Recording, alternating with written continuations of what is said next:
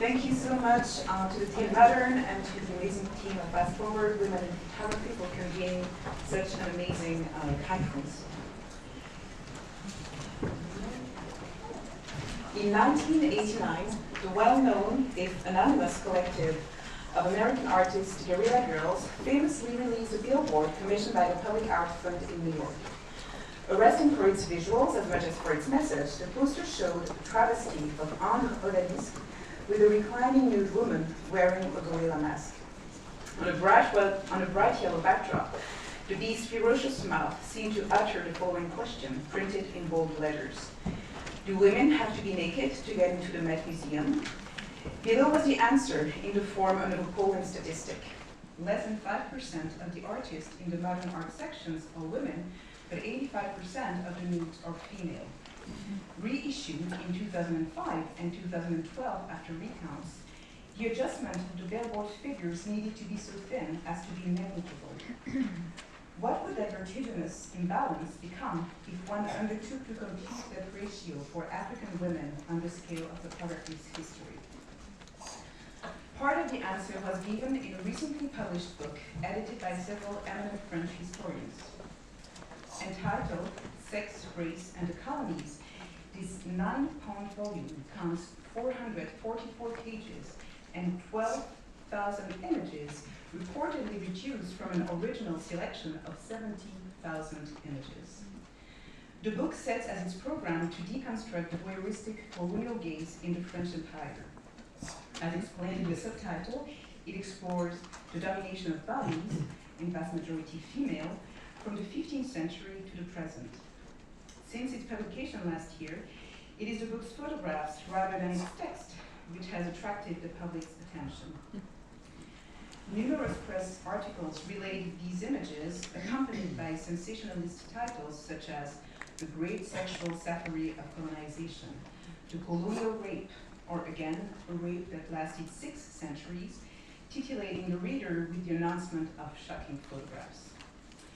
Immediately, the publication also sparked a controversy about the ad nauseam number of degrading images, their enlargement and aestheticization on glazed paper, or again, the dubious editorial choice of brothel-like neon lights for the title on the cover.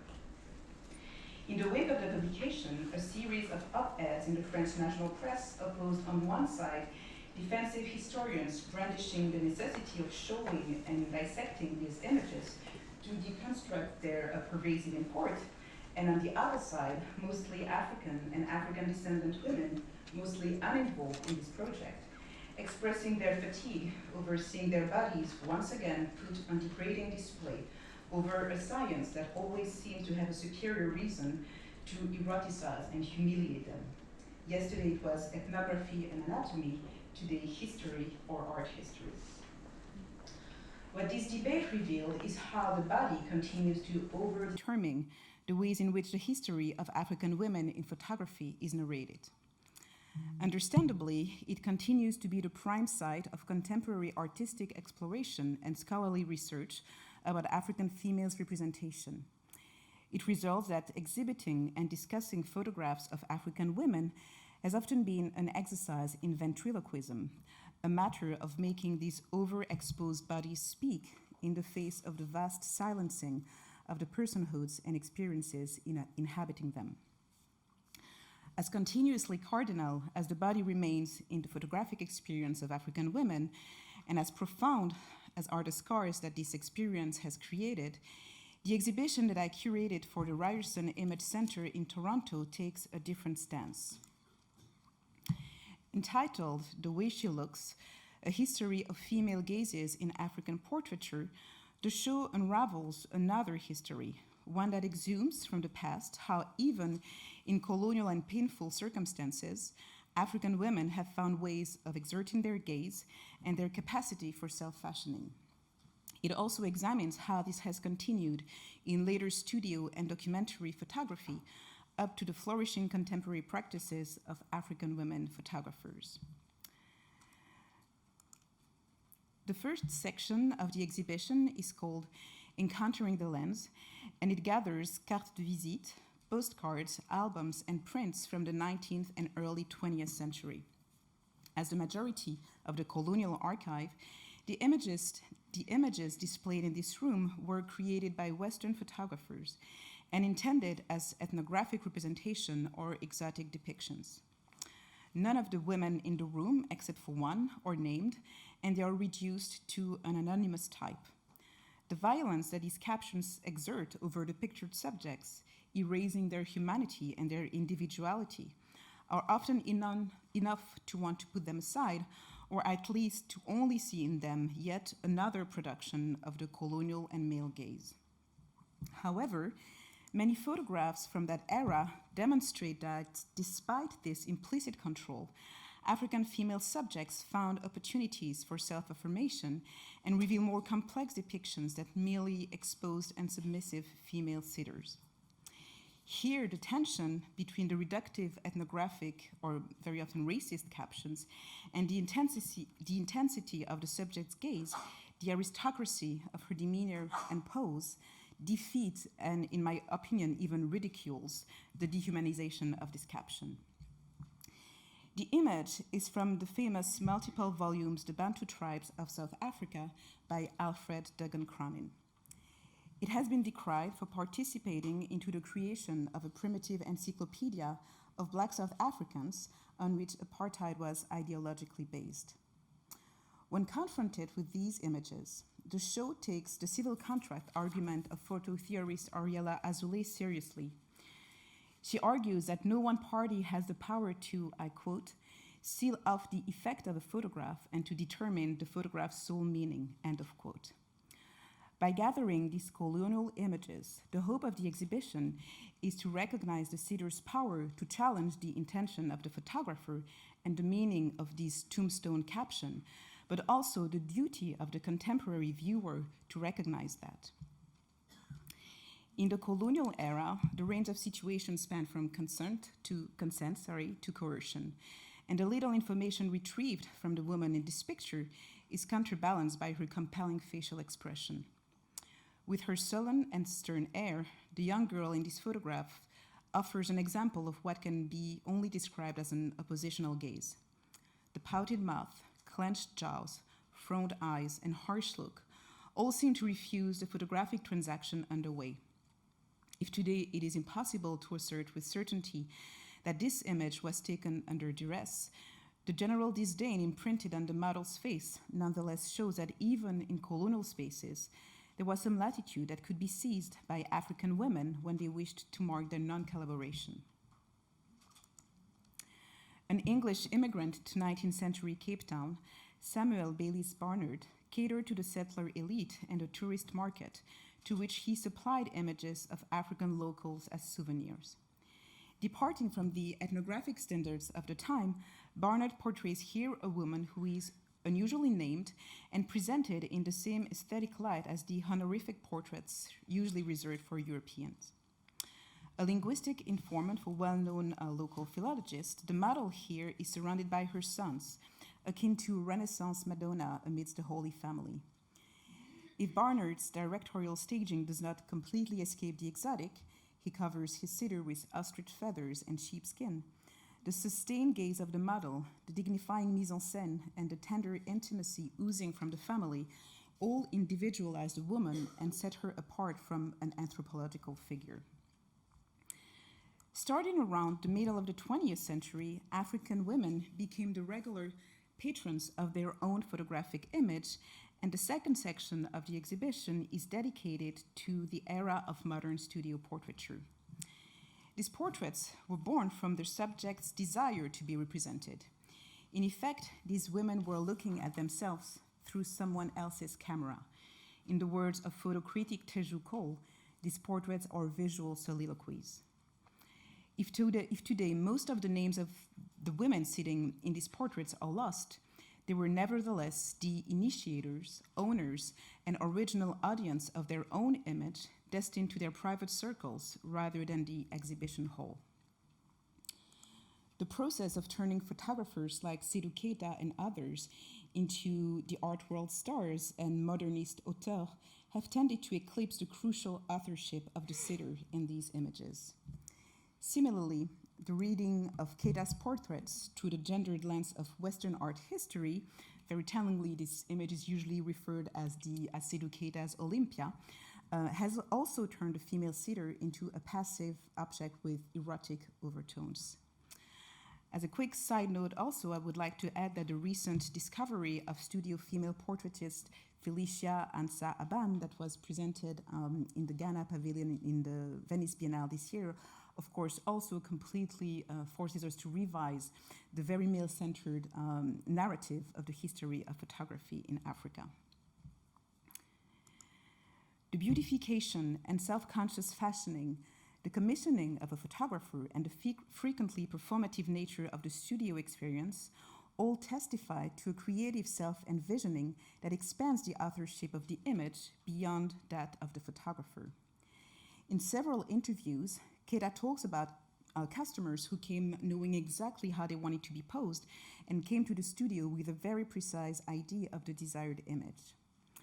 One particular authorial input has been expressed through textile. West and Central African women's tradition to wear apparel cut from the same cloth has been transposed to the photographic studio since the turn of the 20th century. As a sign of solidarity, friendship, or family bonds, this twinning custom is visible in this portrait by Seydou Keita, but also in Malik Sidibe's The Two Friends. This encounter of textile with photography can thus be considered as a distinctive visual style created from the standpoint of the sitter rather than from that of the photographer. If the richly patterned textiles background of Seydou Keita's studio portraits have been recognized as the imprint of African aesthetics and as the artist's virtual virtuosity, their vibrant juxtaposition with the model's often equally vibrant dress has been the initiative of African women. This intimate meaning of textile and dress in photography is an avenue of research that I explore beyond the scope of the exhibition itself, and that I argue testify to a photographic gaze that got transposed from the position of the sitter to that of later photographers. For instance, a sequence in a Congolese family album that I studied allowed to see that particular use of dress. On one day of 1939, a Congolese mother brought all her sons to the photographer to create a family portrait. She also brought her sister, from whom she was very close, and the mirrored attires reinforced their resemblance. A couple of years later, the mother died, and the aunt brought her nephews to the same photographer. As if to immortalize the newly formed family, another portrait had the four of them, plus the uncle, posed in front of the same backdrop. Looking closely, one notices that the aunt poignantly wears the same attire to the one her now deceased sister had done on their visit 3 years earlier. In this way, the aunt marked here her connection with her sister beyond death and expresses her new role as a children's mother. The final section of the exhibition, Self-Possessed, displays numerous fantastic African female photographers, and I have too little time to talk about all of them, but I'd like to speak about the South African photographer Lebohang Kganye that we are very lucky to have with us today somewhere in the room.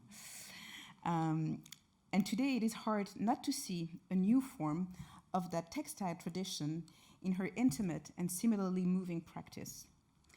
Made of double exposures in which she poses and dresses like her departed mother, Kganye digitally juxtaposes her own figure onto that of her mother like a ghost-like shadow. In the same way that the Congolese sister inherited from her siblings' clothes and posed draped in it in the 1930s, Kganye reveals that after her mother's passing, she naturally started to search her house for her family photographs and her mother's clothes. Stacked in wardrobes, her mother's photographs and textile belong to the same realm. Kganye then donned the clothes and reenacted her late mother's pose, inserting herself just slightly off so as to appear as a sort of ethereal vibration emanating from her mother. Recent developments show how that relation between textile and photography is one that continues to be explored by African female photographers. And here are other images in the not this one, but this in the exhibition by Lebohang.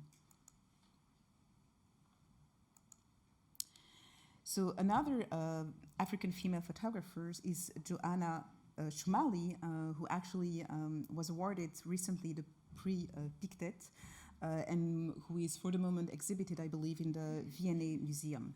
She's a young photographer from Côte d'Ivoire. Joanna Shumali takes photographs with an iPhone, prints them on cotton canvas, and then hand embroiders them with cotton thread. Shumali explains that she initiated this technique after the 2016 terrorist attacks in Ivory Coast. The resulting trauma and the non-verbalization of it by Ivorians prompted her to seek a way to assuage that anxiety through her photographs. Entitled Ça va aller, that can be translated as It's going to be okay, her photographs, Shumali stitched back together a world that has fallen apart, something that the photography alone could not seem to accomplish. And here are some of the other photographs. Oops. Back? No? Yes? Yes. By her. Among the proliferation of theories about gazes in art, the African female one is probably the most understudied because of the frequent assumption of powerlessness of African women in the history of photography. The capacity of shaping their own representations has often been overlooked. When it has been recognized, it has been compartmentalized as their own limited experience. And to finish, I would like to repeat a quote that was actually, that I heard a few years ago, that I read in Kelly Jones, an art historian about African-American art, called I Minded, sorry. And the quote was really the beginning of the idea for the exhibition. It says, "Art depicting Black women can only possibly be about that actual experience. Somehow, there seems to be no room for wider or universal interpretations, no place for others to imagine themselves in that picture, in that skin, though we are always asked to buy into the universality of figures or language that has issued from a white and or male perspective," end of quote. Through the exhibition, The Way She Looks, and through my own research, I hope to contribute to construct a history of African women gaze in photography. Thank you very much.